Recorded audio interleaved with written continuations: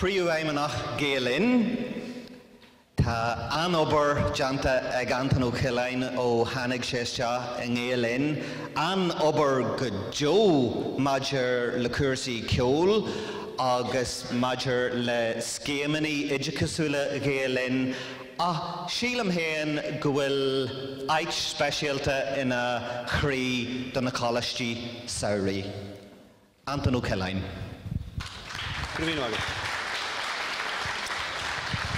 Guramagat Raymond agus Guramagat Gubsha. Bhí méid áirceann sin an físeán agus ceann na Greengraph ana dubh agus bán ag an tús dahan mé mar rithar hain Mícheál agus is cosfuil go raibh sin an sear ceann na céad cuasaí agus ina chinneara. Bhí sé sin dearmata agam.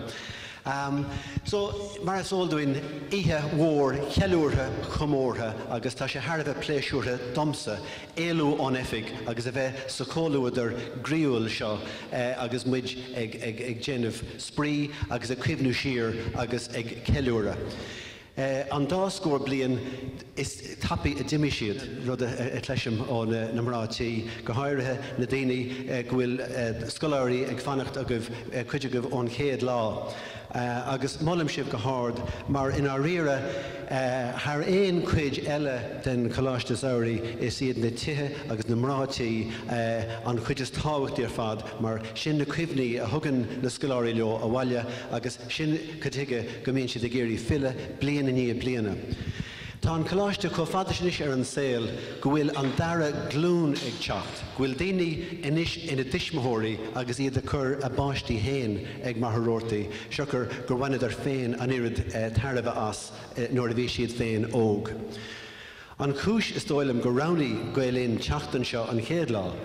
Déirhín ibre a héin gur pobal fáilteach, an dara rud a déirhín ná scoth na Gaeilge, agus an tríú rud déirhín ná na háise na bratha, agus sin díreach an raircra, an timpaileacht na trána, agus go raibh na scalanna fial flathúil agus ar fáil. Agus in imimecht aimsire tá fás agus forbairt tagatha ar an hala bra seo. Agus áthas orm go raibh Gael Linn ábalta cuidiú a thabhairt nuair a bhí achóirú agus mar sin, ach gan an hala seo dá rire ní bheadh de acmhainn agin na cuasaí móra atá anois agin a chur ar siúl.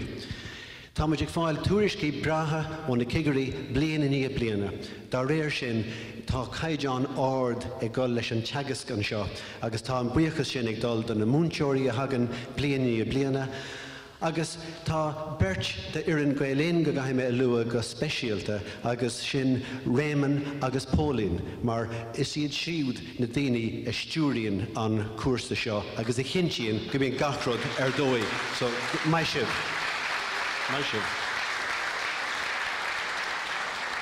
Agus an ihe tá agus muid ag arc siar tá luchar orm go bhfuil Príomhfheidhmeannach an seo a thug blianta fada seirbhí se doin I Mhachaire. Fáilte Ferdy.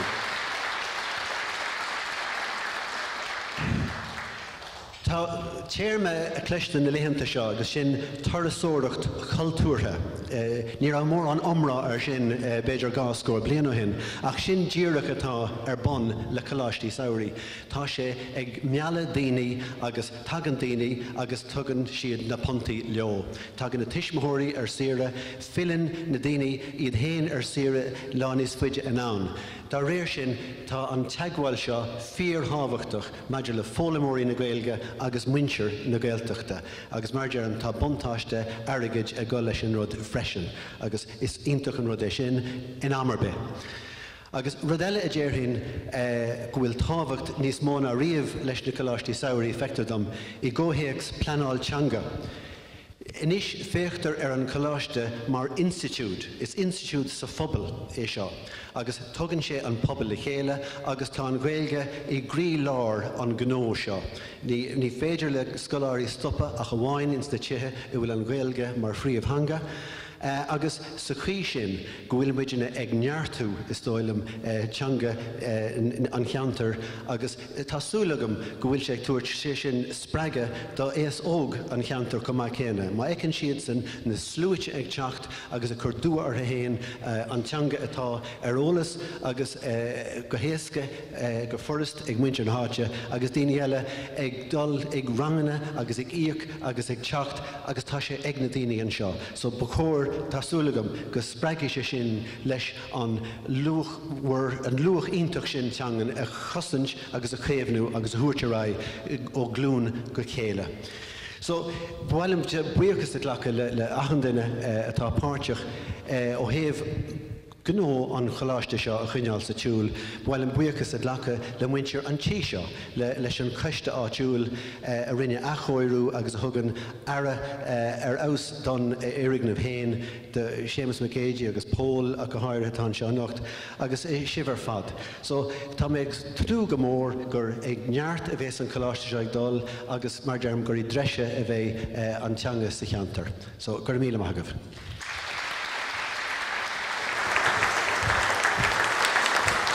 Agus dúirt Antoine Ó Coileáin gur bhaid leis a bheith nó gur deas leis a bheith amuigh fríd an phobal ná dúirt? Dúirt agus an seo nach sílam gur chóir dá teacht an seo agus tríalúint a saoil a cheanara. Mar sin na daoine a rachlan Choláiste duit ag gart. So an dúirthaimid gansaí dá mar cheanara.